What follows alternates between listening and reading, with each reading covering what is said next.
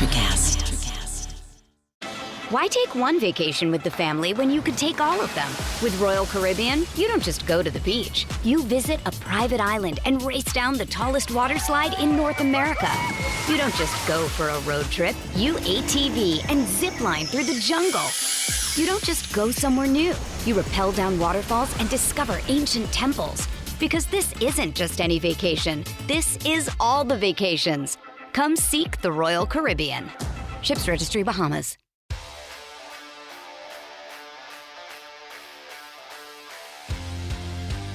Welcome into Missing the Point. I am Michael Marcangelo, joined alongside my guys, Hollywood Ray Sean Buchanan, the real BK Bob Kelly. And seeing as we have just about run through the gamut of Boston sports teams this year, we've shit on the Bruins, we've shit on the Red Sox, we've shit on the Patriots. It's time to catch up on the Red Sox one more time now that they're at the midway point. They're 44 and 43.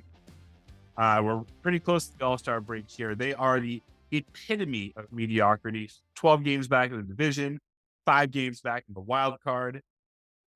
Before we get into the nitty gritty, Ray, you talked in the pre-show that you're gonna be the most optimistic because you've watched the most.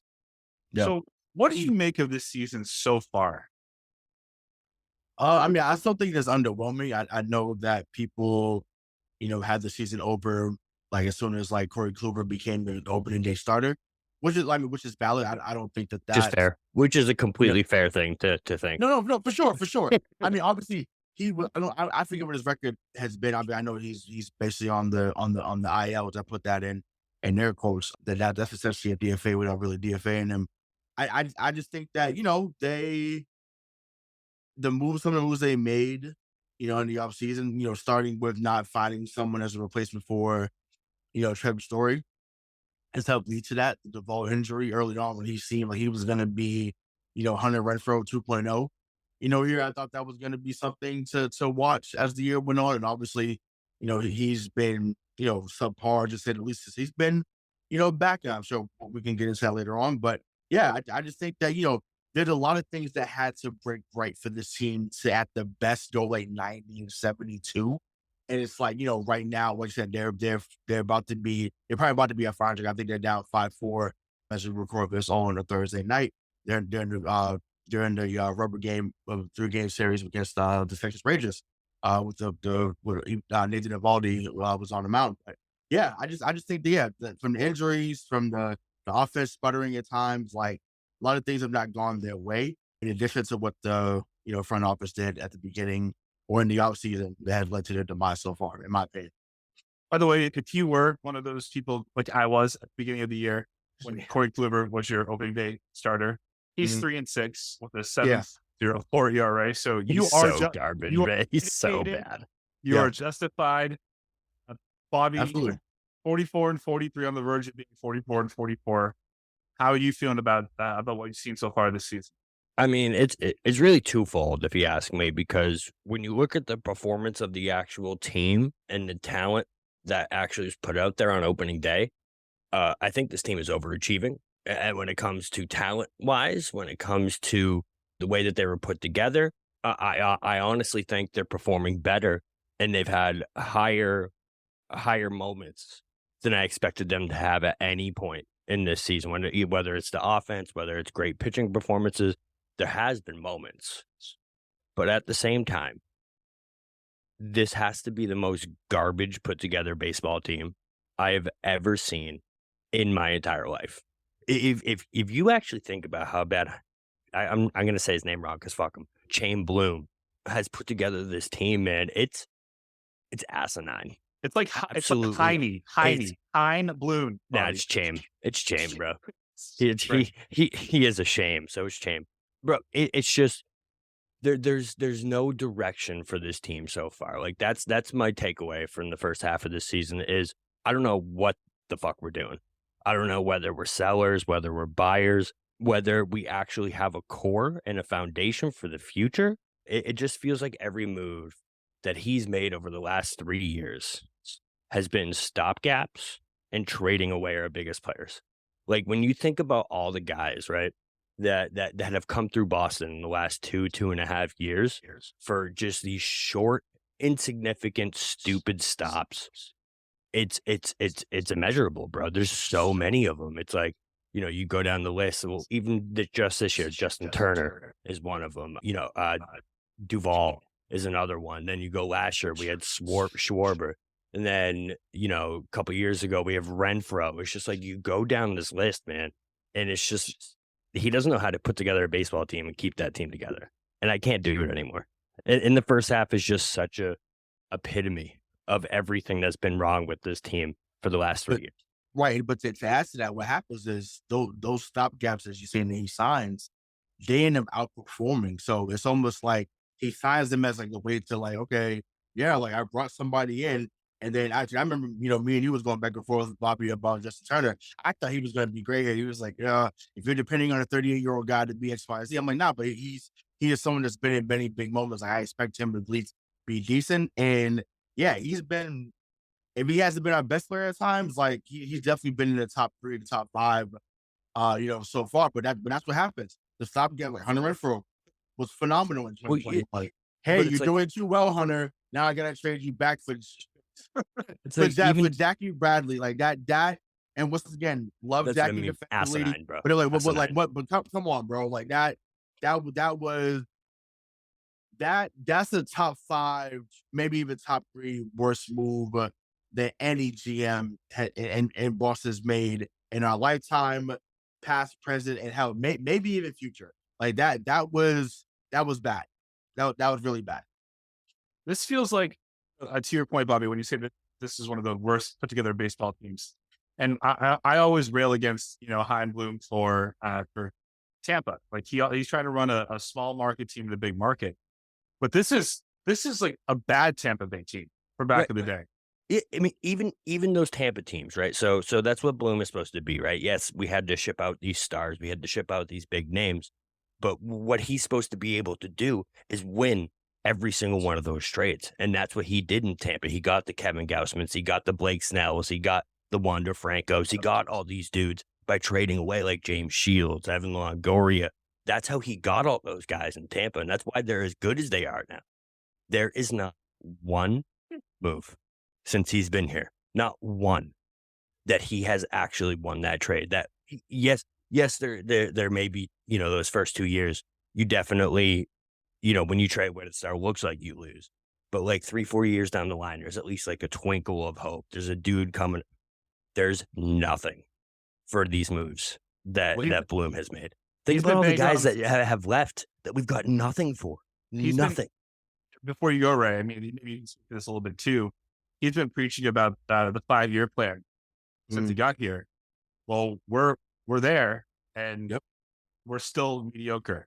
So not to jump on your toes, Ray, but that 5-year plan seems like it was, let's tear down a World Series winning roster in 5 years. That's the only plan I see. Let's think of 5 years ago, this team won 108 games. The fuck are we doing, man? Yeah, what are we doing? 108 games. So with Mookie, with Benintendi, happy birthday to him because his birthday today. Yeah, I can't believe he's still under 30, but I forgot how young he was when he came up here in 2015. But it's just like that. It's wild to me. It's wild to me that team won 108 games, and John Henry ownership said, you know what? I don't like that we won 108 games. Let's fight to win just about 80 games. Because that's what happened the next year. They go 78-84. Obviously, 2020 was just a wipe away most teams hardly competed that year with the exception of us, Tampa Bay at like LA, who said win the World Series. But I mean, I do think, I know we said there's nothing that came back. I do think I don't know if he's gonna get voted in because Trout's injured, but if Verdugo becomes an all-star, I think that changes what some, not all of us think about the deal, but what some think about that deal. Connor Wong has been better than when we expected, or some expected. I know some of us on the show didn't think that he was going to be much of anything, but I think that the more that he's been thrusted into that role because of injuries to Reese McGuire and others, I think that he is shown to be someone who runs the bases well. You can't run on him. So I do think those guys have been Bryce birthday. I think the person that they were looking to be the cornerstone of that deal, you DFA him. So I think that's what people was kind of, scratching their heads like, well, if he was supposed to be the cornerstone of this deal, how do you just like give up on him, prematurely because you have Mayer and York waiting in the wings down at AA. So that's just that's just my take on it. I just think that maybe if Verdugo gets, he becomes a reserve, you look at that differently because once again, he's been here for 3 years. And for him to be an all-star, for him to be as good as he's been this season, outside of the time that he got benched for not running out of play, he's been super consistent. Game winners, game-saving plays at the plate in Toronto recently, and it's just timely hitting. Like he has been the consummate professional most of the time, and he's embraced the city. So I mean, what more? I don't know what much more we can get or want from Verdugo personally, but I get it. It was the attachment to Mookie, and I totally understand that. Yeah, So- I think that there's just like to Bobby's point, Heim hasn't overwhelmingly won a trade. To Bobby's point, right? Like, and maybe it will in the big scheme. But Bobby, I want to ask you a question because I'm still just trying to digest. Like, this is the most poorly put together team that you can remember. The biggest thing plaguing this team, in my opinion, is the errors. They lead the MLB in errors. I'm sorry. It's little league errors too, bro. Can't say that. It's such pitiful defense. I've already been corrected on that before. They lead MLB in errors. I What'd you think say? The MLB? It's not the MLB, it's MLB. No, you can't say that. Now, I do know, I went back to this research. All of their errors have probably equated to 6 losses. If this team is 50-37, how are you feeling about it? So first I want to go back to the Mookie trade. Of course. In no universe is as Alex Verdugo could win MVP next year. And he's still that trio of players, Connor Wong and Jeter Downs and Verdugo. So I compare Verdugo to Benintendi. That's what I think Verdugo's comparison is. That's the type of player. He doesn't have much power. What? Benintendi was going to be the next guy up here. Right. Or one of the next guys up here. So for sure. But like, it's just that trade will go down in infamy forever for the rest of my life. Yeah. I'll remember it forever. Yeah. But to be fair, we say that now, but like I said, had they got to the World Series in 2021 and somehow won, we're looking at that deal differently. We just are. We can say that now. We were so excited for that run in 2021. It was unexpected as well. I mean, listen, me and Mike went down to the wire. Literally, we're going back and forth like, fucking blew it. And I'm like, I don't know, but they got a chance. And then, after the championship series. So I don't know. That's the same thing. You win 92 games. You win 92 games. And it's like, oh, let's not win over 90 games, guys. Let's just do enough to make sure the fans come and get a fucking hot dog for $17.50 and a Dell's lemonade, which is really good, by the way. Hot dog. But the lemonade is phenomenal. But it's just like, what are we doing? But to answer my question before we close the gasket, yes, if they were 50-37, yes, we would look at them a lot differently. And what are we talking? We're talking maybe the Marlins series, right? Because the Marlins series was a sweep 2 weeks ago. The Pirates sweep early on in the year. The Pirates were doing really well at that time. Was bad. The Pirates was bad. Well, no, it was bad, but it was like, they had a hard start, to the year. So those 2 sweeps there changed the game. But then you think about it, it's like they lose those series and it's like, well, you haven't listened, you sweep the Yankees, Toronto. And you're just like, what? Like, it's so Jekyll and Hyde. It's ridiculous. But, like that, but just to stay on course with your question, like I said, they were 50-37. You're looking at them as buyers at the deadline. And once again, when they were buyers at the deadline in 2021, I mean, once again, I know Robles ended up imploding in the championship series. That but fucking guy. But hey, what he was from August through the rest of September, we're not there without his time. So it's just like moves like that, those little things help. And once again, the bullpen's been a strength now this year, with Chris Martin and Jansen and Witkowski and other guys they put in it. Pavetta's been great in the bullpen too. So yeah, I don't know. I just think, obviously between the errors, the untimely hitting, we feel a lot different, obviously, if they were 50-37. They're Bush League errors. Yeah, personally, I can't even imagine a universe where they're 50-37 with this team. I literally can't do it, man, because when you talk about who plays baseball, the way? what I always look for, what we all always look for, pitching and good defense. That is number 1 and number 2 signs of a good baseball team. Number 3 is consistent hitting. The Red Sox literally are 0 for 3 on every single one of those. When you look at the pitching has been, besides Bello and recently Paxton, has been atrocious. The defense has been maybe the worst professional defense I've ever seen in my life. It's up there, right? It's definitely top 5, guys. Like Cowboys in 2011.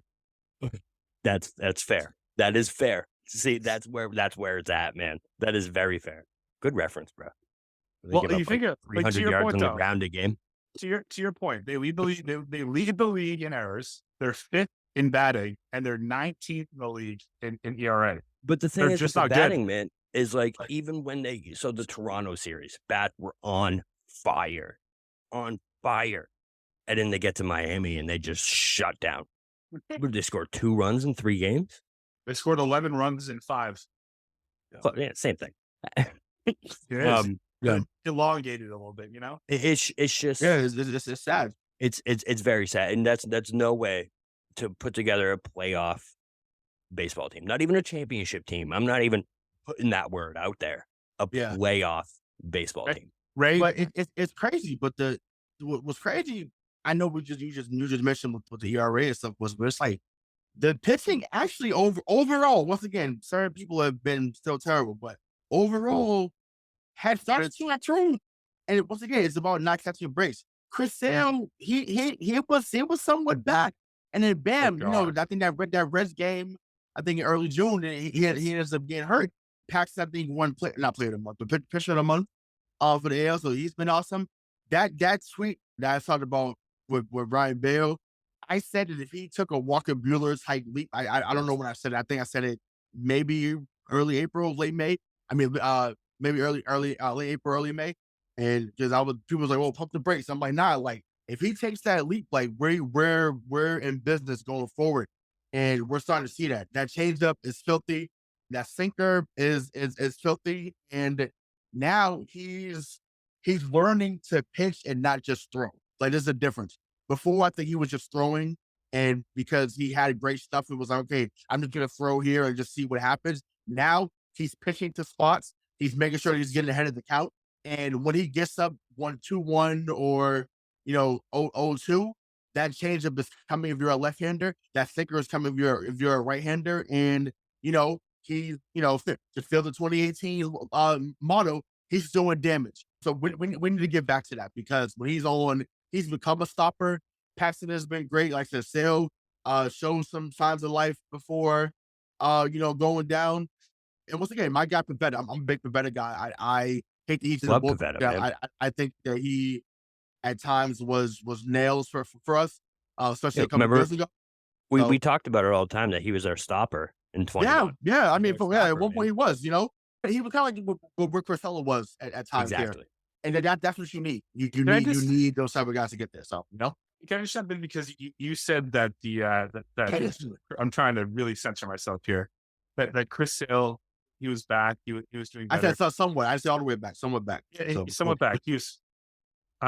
Now, the only things I care about are wins, losses, and ERA for a starting pitcher. That's all I care about. So then that's strikeouts.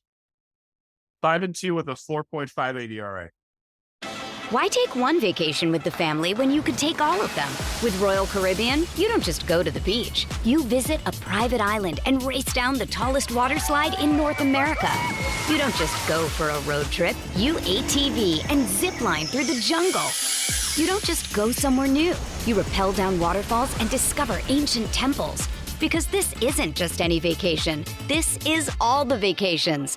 Come seek the Royal Caribbean. Ships Registry, Bahamas. It's not Chris Sale anymore, man. And that contract might be in the top 5 worst moves that Himes made.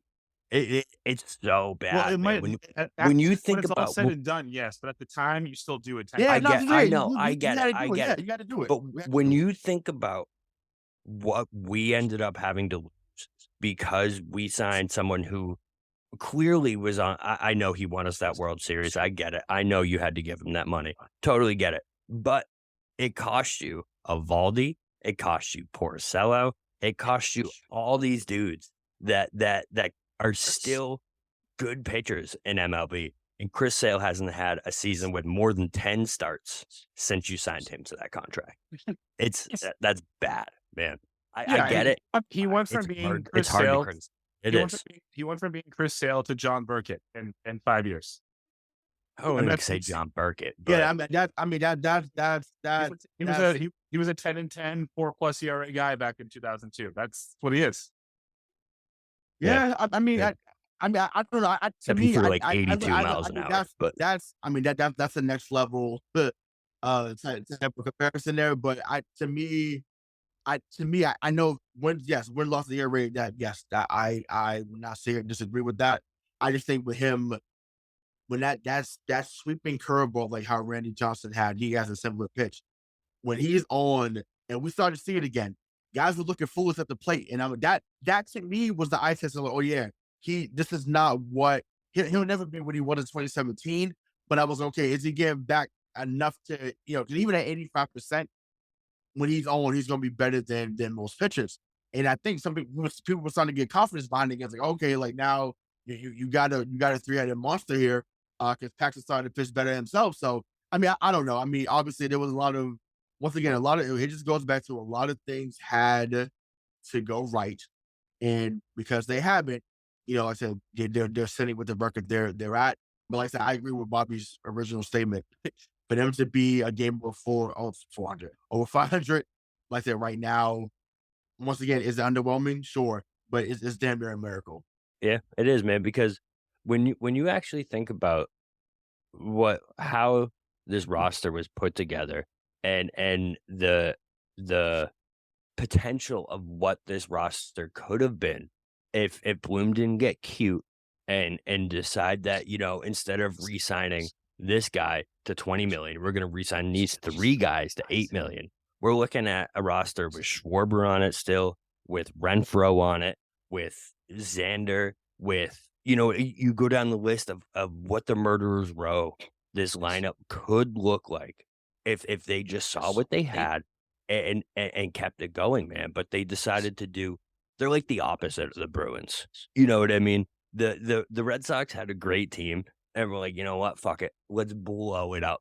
We don't need to do this anymore. The Bruins, however, year after year, decide not to blow it up and make us want to blow our brains out. So it's Yeah, I mean, it wasn't. This I is don't not their understand. show. This is not their show. But I mean, since you brought that up, I have to address that.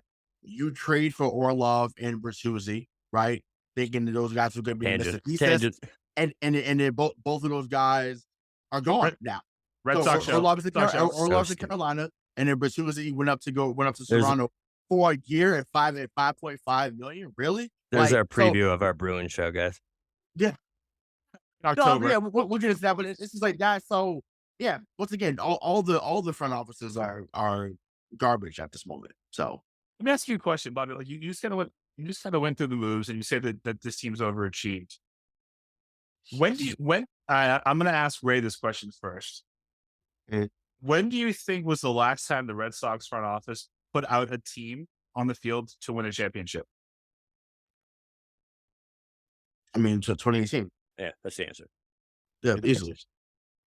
Even Like, even 2020 a win season a couple 2021, years they ago was lucked not it. put together to win a Yeah, championship. 2021, they lucked into Mhm. whatever happened. Once again, they were kind of teeter-tottering, and then they from like late July on, they caught fire. Yeah, it was like 2013 all over again. Yeah. Right, exactly. And cool that they just took the lead right now in the summit. But but yeah, like they exactly. That's exactly what happened. I think they remember it was kind of shaky against New York, and then they got the final 3 against Washington that year, and then that propelled them. But yeah. So I guess you could say 2021 technically, but 2018, like I said, just came into. I feel like that was the culmination of everything, right? 2016, you come in, they win. That was like the first time. 2016, 2017, 2018 was the first time they had won at least 3 years in a row since 07 through 09. So I feel like 18 was the culmination of everything that happened in 2016 when they got swept by Cleveland and then losing to Houston in the first round. in 2017. 2018, they get Cora, they get some other guys in there and just put everything together, and they just went they went crazy on the whole league. So, and like I said, that's a Dombrowski put together team. And then like I said, literally a year later, between injuries and people getting traded, that was the last that we saw of that, particular iteration of the Red Sox. You know what?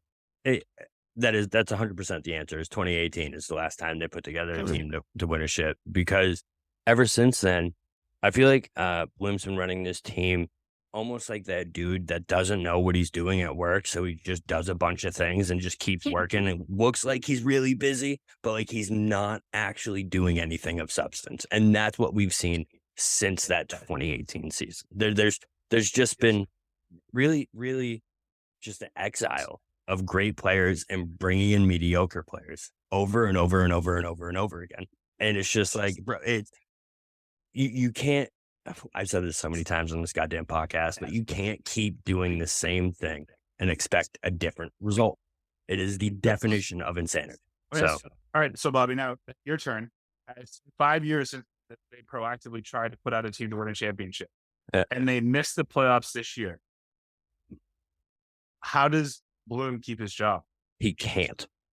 If he can't, it would be an insult to all Red Sox fans everywhere if he is still the general manager of this team and making these same type of moves, because we're at the point now where the fans are fed up, and it's clearly showing in the attendance. When you watch a Red Sox game, I haven't seen Fenway Park that empty my entire life. Maz went to the 4th of July game this past weekend, obviously, and he said it was the worst environment that he's watched a Red Sox baseball game in his entire life. He spent 3 innings in that stadium and went from being a positive, like, oh no, they'll figure, to blow it up. I'm sick of this team. He was done. He saw them in person one time, and it was like, blow this entire team up. It's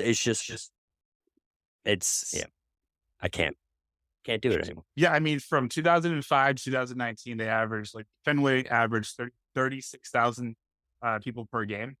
This season, they're 29-1. And that's big for the Red Sox. That is huge. That is a huge drop off. Do you remember? We definitely don't remember this. Growing up, trying to go to Red Sox games on the day of the game, you would have to line up like 4.5 hours early, and you'd have to wait in this whole goddamn huge line, and there was no guarantee you'd even get tickets. So most times you'd sit there for 3 hours, not get in, and you'd be 100% okay with it. You're like, oh man, we to the Sox, that was great, bro.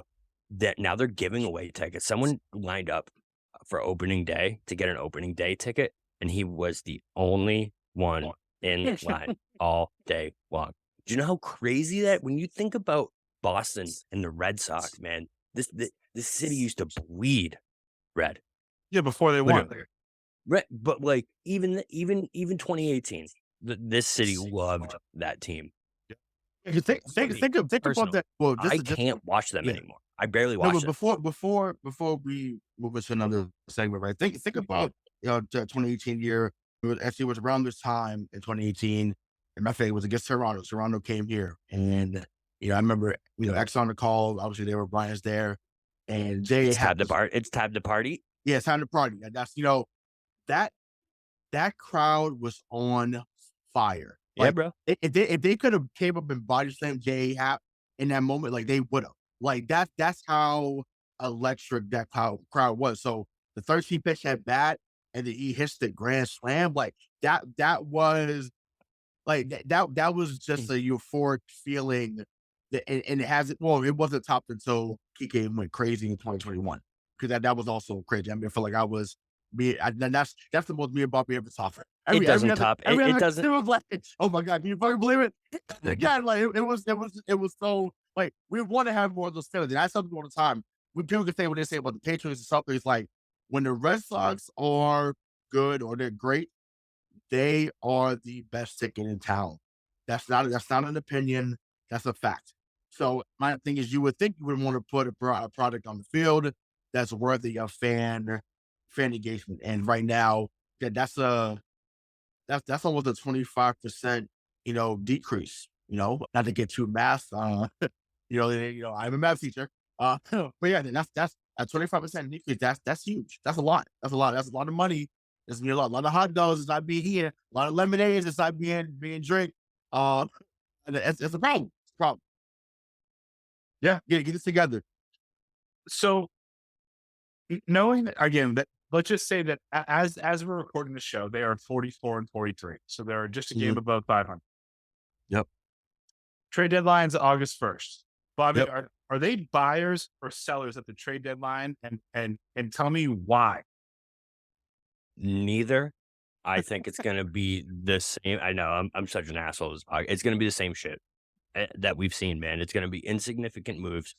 Listen, personally, I think they should blow it up. I think they should trade Turner. I think they should trade Story. I think they should trade everyone and get back pieces that you can actually build on for the future. Pieces that are actually going to hang around here. Because if you don't, Yeah, but it's gonna Bobby, be the why same would story all why over would again. why would you try to invest in a future when this GM has proved that they're not going to pay their homegrown talent anything once their contract Right. expires? So then what the hell are we doing? What The better question is, what is let me get Dave this straight. Dombrowski doing? Let me get this straight. So Go we're into not gonna pay Philadelphia. the guys that we trade for that turn into all-stars, right? We're not gonna pay existing all-stars. We're not gonna pay all-stars that are already on our team, but we're gonna pay all-stars from 5 years ago and bring them in on a $10 million contract and bring all-stars in that have been hurt for the last 3 years. And it's so asinine when you think about the moves that actually we signed Trevor Story for what, 19 mil a year, 18 mil a year, something crazy like that. And Xander Bogaerts left over 8 mil or however much it was, however big the difference was. All that money could have gone to Xander.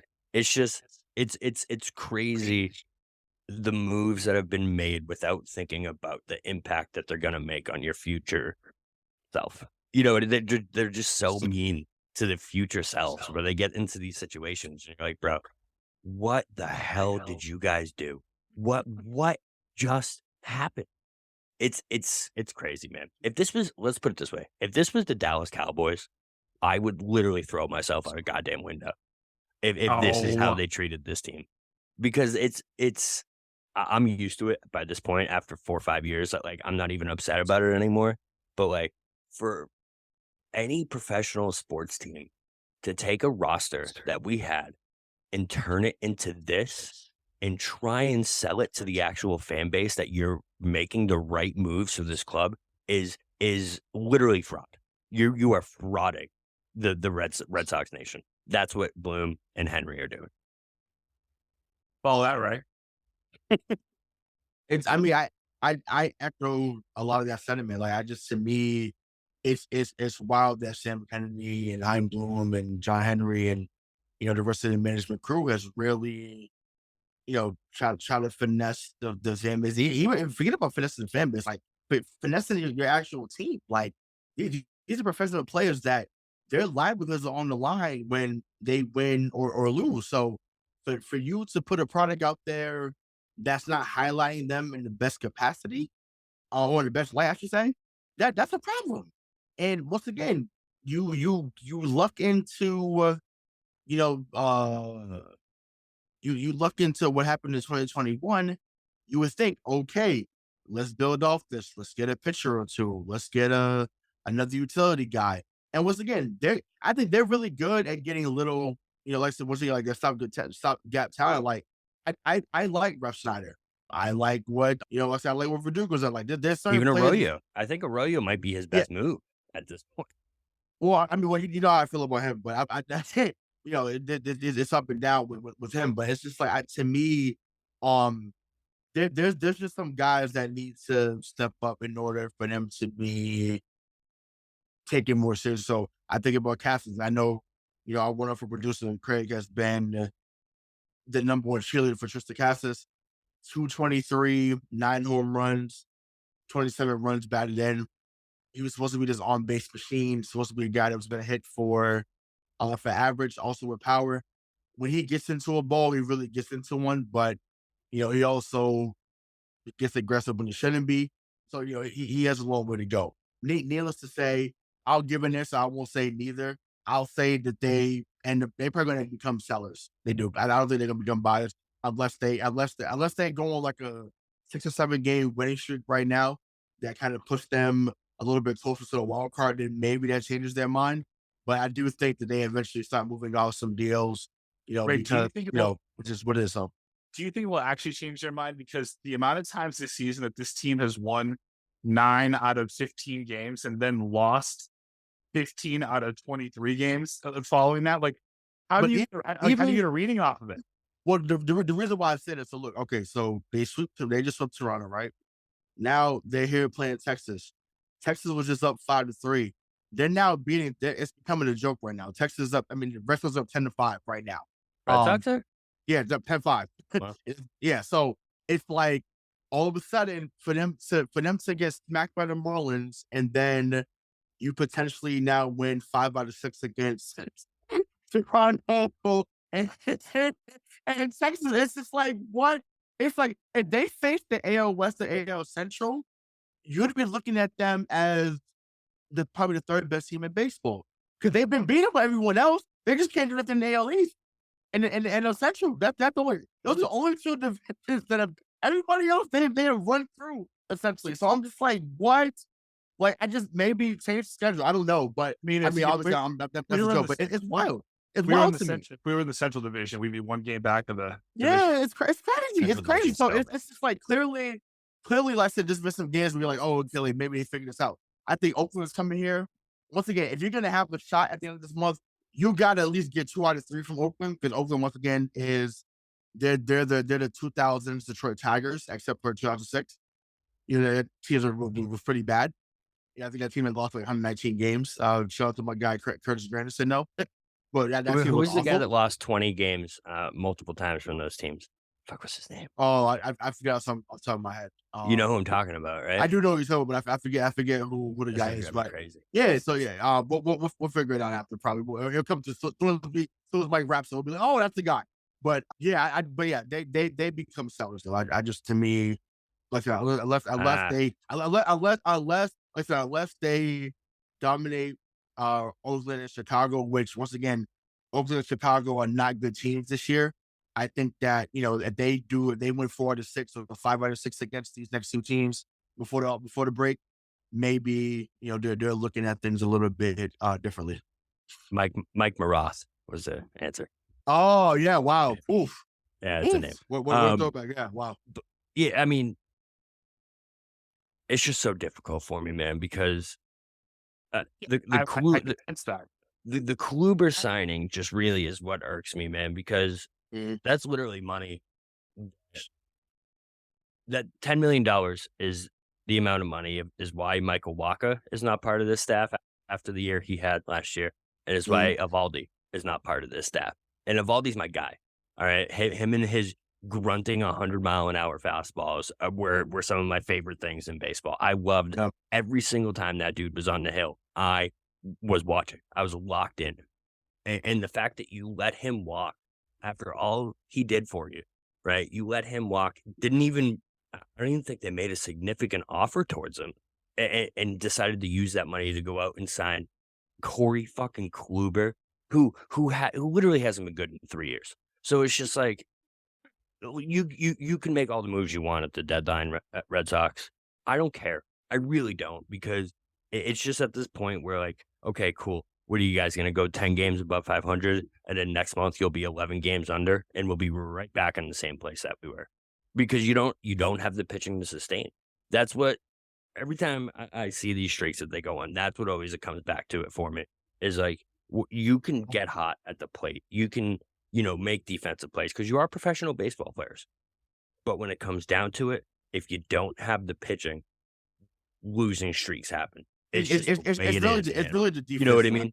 Yeah, it's really the defense stuff. Like the pitching you need a stopper, enough. man. You have to have a stopper. You have. They have 2 right now. Bello and Paxton have been those guys. So I just think to me, it's obviously. I mean, hopefully Tannehill comes back good, because I know we have that play was crazy. You mean Pedro Jr.?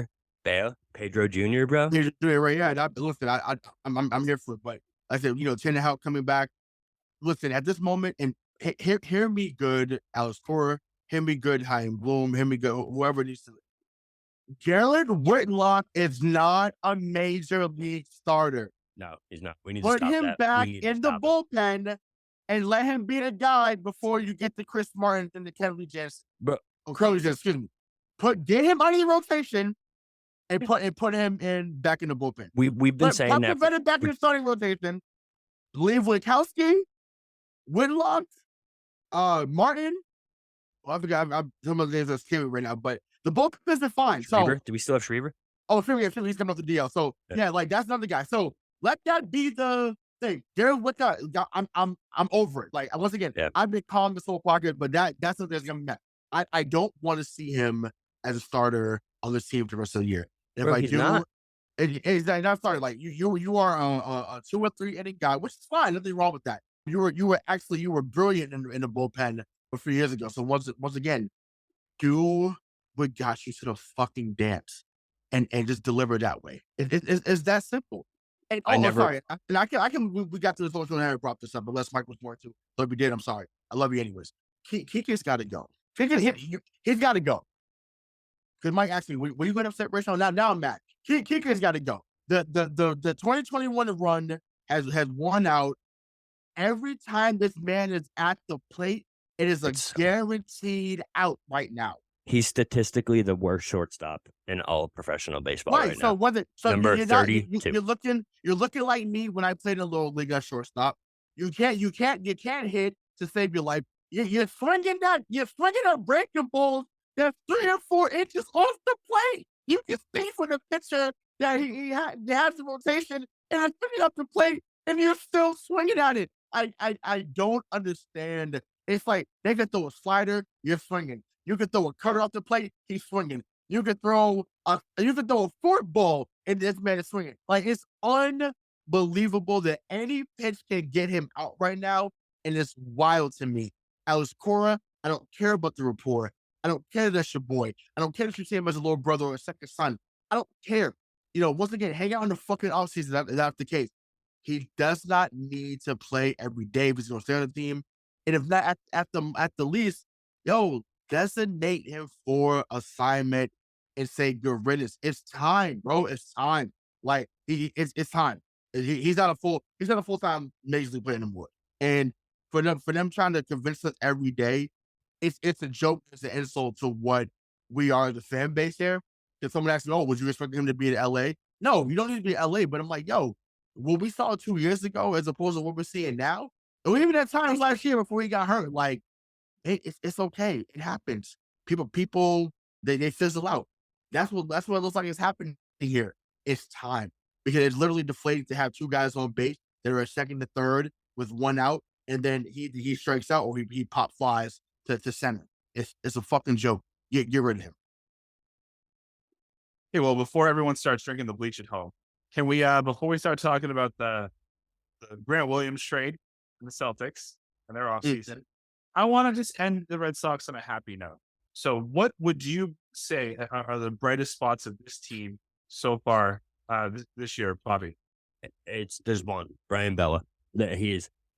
I think is all right. Well, you can say number 2, but Bello is number 1 for me, and it's not even close, man. He's a legit starter. He is a legitimate basement number 2 starter in the MLB, and I think he has ace stuff when he's on. I don't think that's debatable. The fact that Pedro Martinez is actually looking at this dude and being like, "Wow," I think speaks volumes. He's by far the bright spot. Him and I know Casas has looked really bad at sometimes, but he's looked really good, and I think that really good aspect is going to be what ends up breaking through. I hope.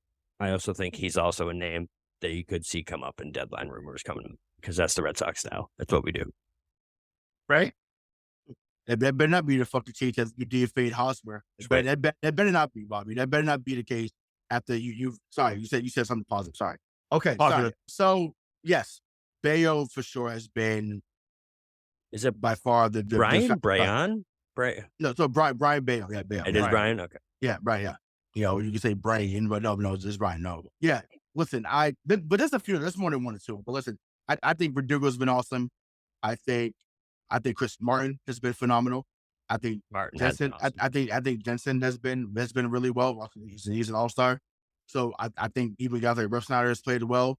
Yeah, and obviously James Paxton. Like Paxton has been also good. So those are a few that come to mind. But it's unfortunate that it's going to get overshadowed by the poor defense and untimely injuries. But those are a few guys that come to mind. It's tough to remember how good Paxton really was when he was in Seattle for those 2 years, man. He was Yeah. unhittable for 2 years. So Yeah, it's for good to sure. see that come back. I'm just going to give you my two bright spots. One's actually bright. One is like bright. I think Yoshida. I think that's. I think that's. Yeah. I mean, listen, it doesn't always pay off here. I mean, that's. I mean, I don't want to go back there, right? Or Dice came out. Yeah, Dice K? All of them. Whenever we signed any international players in the last 15 years, they really haven't panned out. This guy Was looks like Koji international? No, he came from internal, right? Who was the guy that we paid hundreds of millions of dollars to talk to, and then he was terrible? Rusney Castillo? Yeah. The guy with the longest baseball swing in the world. Dude took 7 seconds to swing a goddamn baseball, man. I mean, Yoshida's batting .310. And I mean, I think he's a bright spot for me. He should have been an all-star, honestly. Should have made it over Merrifield. They have a couple on the team, but surprisingly, but it is what it is. The other bright spot for me is we are now approached the exact same amount of time that Chris Sale was with the White Sox as he has been with the Red Sox. Do you want to guess what the innings pitch disparity is? So he was with the White Sox for 7 years. I'll say about 50 innings. He was with the White Sox for 7 years. He's been with us entering 7. This will be his 7th year once if he completes it, which he won't. In the 7 years with the White Sox, he pitched 1,110 innings. In the now 6.5 years with the Red Sox, he has pitched 623 innings. Wow. He has not pitched over 160 innings all but once since being with the Sox. And I bring him up as a bright spot because it was the World Series year? Yep. 2018. Well, 2018, he only pitched 158. So he's never pitched one. He pitched 214 in 2017. It sucks. Well, he was actually hurt for 2018 for some of it too, right? Shocker. No, well, 2018 is when it really, it really started to go downhill here for him. So yeah, I just think this is a bright spot because 3 of us have been saying this about Chris Sale for the better part of the last 36 months. And we can't depend on him. We need to get rid of him. He's never going to be the guy that he was, and he just keeps proving us right. So, thank you. At least this injury happened again while playing or while training, and it wasn't falling over a car or punching some innocent bystander. Yeah, honestly, I'm here for him. I want him to use steroids at this moment because I don't care. At this moment, whatever's going to keep your body together just to get through the season, HGH something. Because once again, that's what Clemens and Pettit were doing in Houston. Because you cannot tell me them guys were still frontline guys there, but they were on. His man was fucking 18-1 at 42. Are you kidding me? What? So it's ridiculous. Once again, it was what the pitch. One more positive note before we get to Grant, and it's something that we were also right about. Is going back to what Ray said about Whitlock. The moment the Red Sox announced they were moving him from the bullpen to the starting rotation, I don't know if you guys remember this, but we were all instantly outraged because at that time, that bullpen was garbage and he was the only positive spot in the entire bullpen. So there were so many different aspects of why we knew that was a bad idea. And we're still here 3 years later, and it's still a goddamn bad idea, Red Sox. What the fuck are you doing? Get him back in the bullpen. Sorry, go ahead. We were right. So we were right. Big news, NBA, big news for the Celtics. Turns out Batman's no longer residing in Boston. The Boston Celtics were part of obviously a three-team deal that sent Grant Williams to the Dallas Mavericks and 2 future first-round picks via the Celtics. We received 1, 2, 3 second-round picks and no player. So we give up Grant, who then signs a 4-year, $54 million contract, sign and trade. We give them 2 future second-round picks. We receive 3 second-round picks. Is this okay? First of all, Ray, how do you feel about this trade overall? Number two, is this setting up for something bigger? And what if it isn't? So, look, now, I'm happy that Grant got his money. I think that I'm all for players getting paid. I know that he fell out of favor, not only on this show, but amongst most of the fan base. So I get that. But, I'm happy for him to get his 13 mil a year. I I remember, people saying it was going to be, between 17 to 20 mil, which I always thought that was a pipe dream for him to get that amount. But, once again, cashing in, getting 13 mil a year. Yeah, I think that he'll be a valuable piece down there to some extent. With Dallas, they need guys that can defend, that's going to be around Luka because Luka is not the strongest defender. So I think that's going to be a good for him because sometimes change of scenery it is the best thing. Now, as far as what I think Brad's going to do, I've said this time and time again. I'll continue to say this. I am fully on board with Brad, the GM. Once again, I had my concerns with him as the coach after a while. As the GM, he has not let me down at all in his 2+ years of being a GM. To me, he has not missed. Once again, there's going to be moments when that happens. Excuse me, obviously going down the road, but right now, I trust that he's going to figure it out. So, they were able to create a 6 million trade player exception for him. I forget why it wasn't the full 13, but I think it's because of some of the money they signed. It was going to Dallas, so they can only get half of what that salary was going to be, something along those lines. So, needless to say, there's a guy that fits that CPE that I have been clamoring for since he got out the draft in 2020. And he plays down in Atlanta. His name is Sadiq Bey. He's getting 4.5 mil. And I'm telling you, I don't drive, but I promise you I'd meet him at Logan Airport tomorrow if that was a guy that we were going to get back in a deal that fit under the trade player exception and didn't extend him. He is the Jay Posey type that we've been looking for. He would be phenomenal here in my opinion. Knows the role, he defends. He's going to hit the corner three when out there, and he's just not afraid at the moment. Like I'm hoping that that's the move that it is. But it could be something where it doesn't work out for them to get a major deal done, right? And I know the Bleacher Report mentioned that they're looking to make a seismic deal. I don't think that happens this offseason. I think that may happen maybe towards a trade deadline or maybe even next, offseason. I think Brogdon is still here for 2 more years, at least under contract. So I think they're actively looking, but I think hopefully like Sadiq Bey is the move that they make that helps right now. Then you can make that seismic deal next year because they have a couple of firsts to give away, and then they have about 5 or 6 seconds. So they're in good position, draft capital wise. They just have to make sure they're on that Do second. you really value second round picks in the NBA? Well, I guess now because first round picks, I guess they guarantee you money. So it's like they count those on the cap. So Right. if they count those on the cap, it's like you give those away. It's like, okay, you take away some of that money off that's projected off the cap. But with the second round pick, because those aren't guaranteed contracts, that's where teams are looking to stockpile them because you can get guys that are on non-guaranteed deals, or you can put them on you can put them on what they call the two-way contracts, so they can go back and forth between the G League and the NBA. So I think that's why teams are going after it so much now. So I think going between that first tax apron to the second tax apron, I think a lot of teams are going to do a lot of, cap gymnastics to make sure they stay under that as much as possible. So once again, in the immediate, I hope that it's Sadiq Bey, but in long term, if they're able to bring another star here going forward, then hey, so be it. Maximize the talent that you have here. It's so funny that the second round picks made such a renaissance out of nowhere, man. I don't know what happened.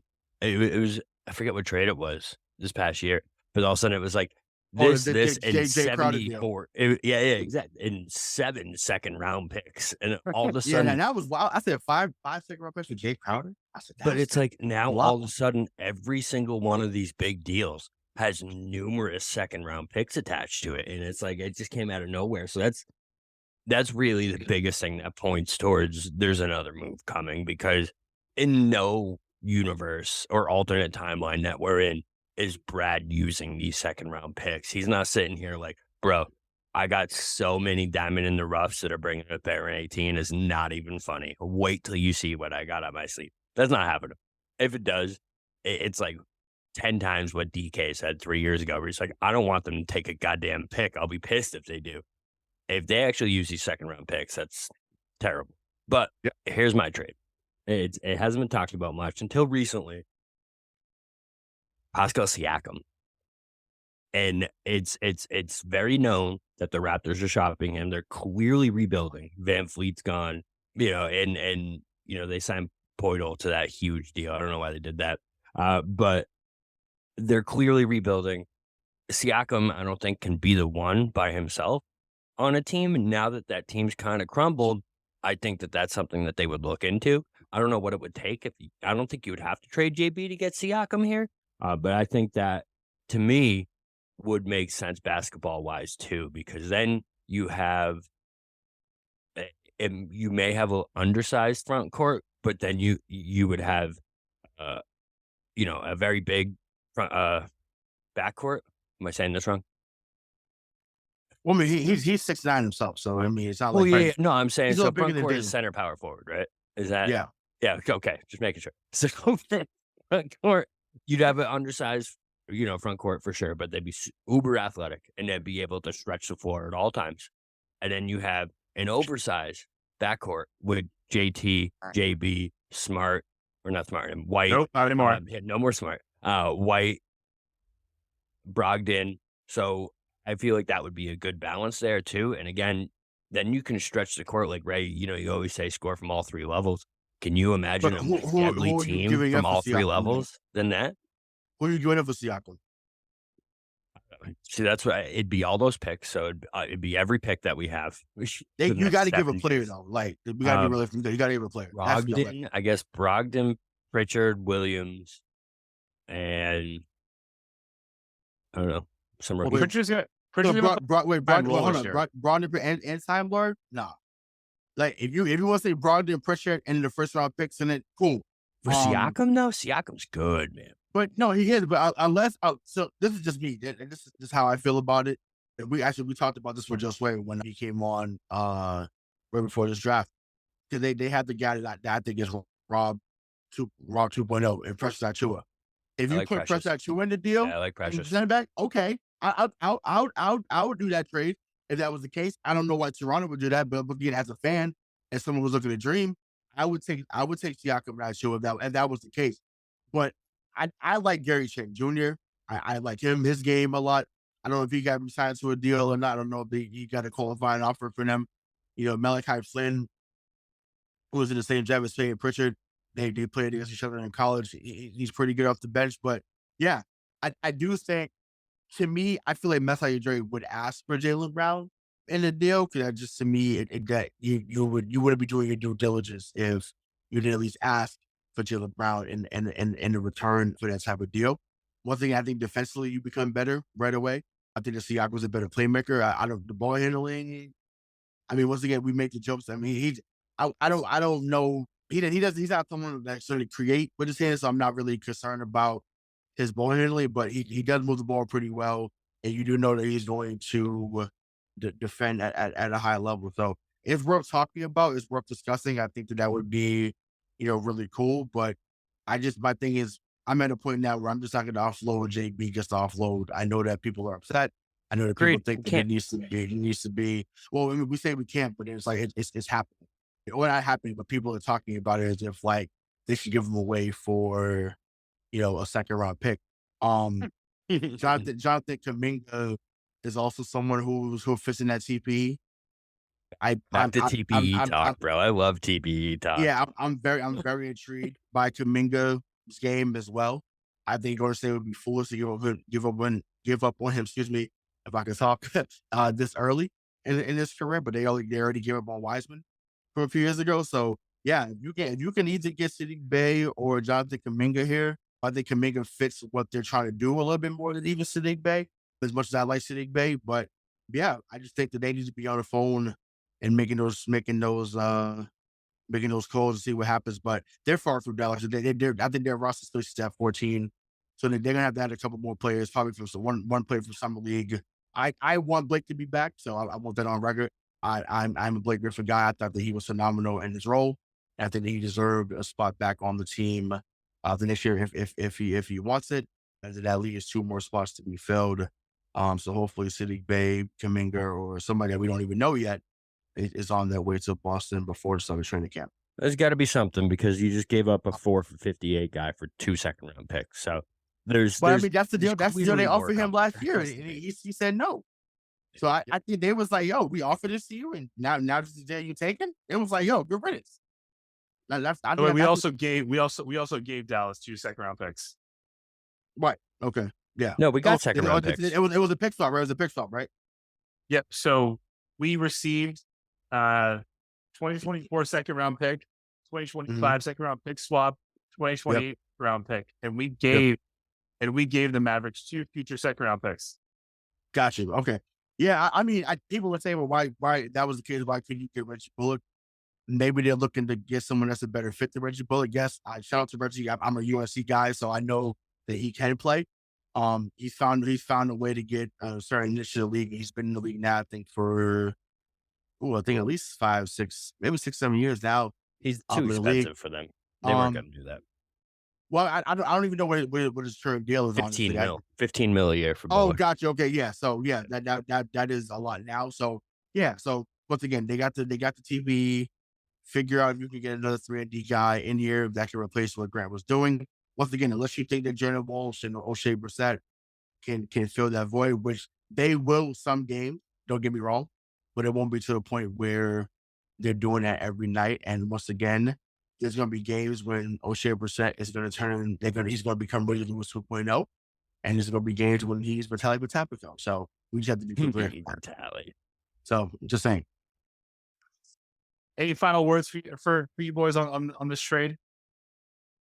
We just want more. We hope that more is on the way. Yeah, 458 is definitely too rich for my blood for Grant Williams. Totally understand why you didn't match that, but yeah, I need more on this roster. We can't go into this season with this roster. I think it's improved. I think it's different than last year, which I love. But there's a piece missing somewhere. I don't know what it is until they do it. Right. If this goes into the regular season with this roster, there's a I don't think talent from what I think they could be. Right. And another thing before we do head out, for those fans that believe that they lost so much grit and toughness with the subtractions of Grant and Marcus, I want you to look back no further than May 29th, 2023.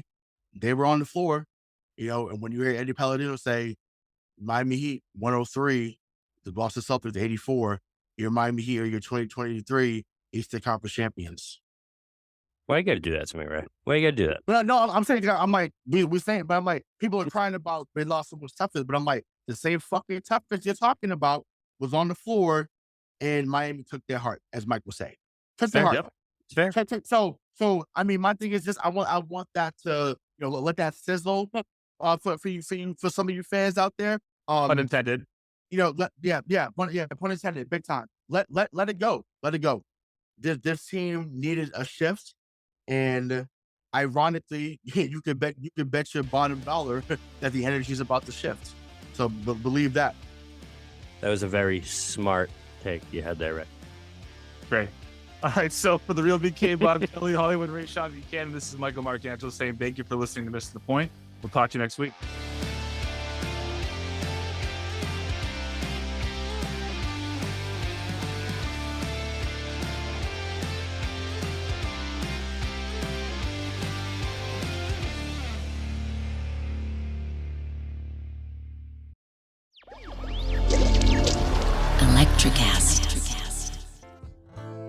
Welcome to Tuning Into Sound Wellbeing, where we harmonise your mind, body and soul. I'm Amanda, your sound therapy expert. And I'm Stephen, the curious explorer uncovering the mysteries of sound. Together we explore vibrations, frequencies and the power of sound therapy and tuning forks. Discover ancient wisdom, reduce stress and tune into a healthier life. Subscribe to Tuning Into Sound Wellbeing today. Are you a fan of classic cinema or a young person who wants to discover the best films of all time? Do these legendary movies still hold up? On the Generation Film podcast, two guys who grew up when movies dominated the culture share a great film with a panel of young movie lovers and see how it plays for today's generation. We discuss changes in storytelling styles, representation, The making of each film, its initial reception, and how its meaning has changed over the years. Join us as we explore cinema classics across generations on Generation Film. Electricast. Electricast.